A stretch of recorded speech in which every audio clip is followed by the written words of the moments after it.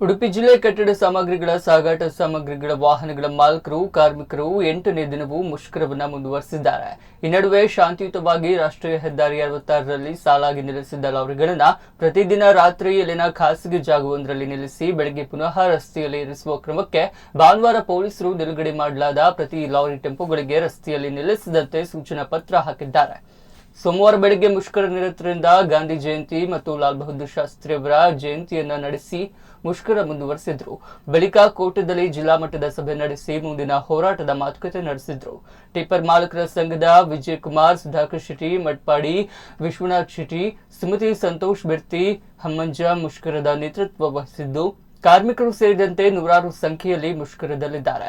3ನೇ ತಾರೀಕು ಎಂದು ರಾಜ್ಯಪಾಲರ ಜಿಲ್ಲಾ ಪ್ರವಾಸ ಇರುವ ಕಾರಣ ರಸ್ತೆ ಬದಿಯಲ್ಲಿ ಇರಿಸಲಾದ ಲಾರಿ ಟೆಂಪೋಗಳನ್ನು ತೆರವು ಮಾಡಿಸಲು ಇಲಾಖೆ ಸೂಚನೆ ಬಂದ ಕಾರಣ ತೆರವು ಮಾಡಲಾಗಿದೆ ಎಂದು ಬ್ರಹ್ಮಾವರ ಪೊಲೀಸ್ ಠಾಣಾ ಮೂಲಗಳು ತಿಳಿಸಿವೆ.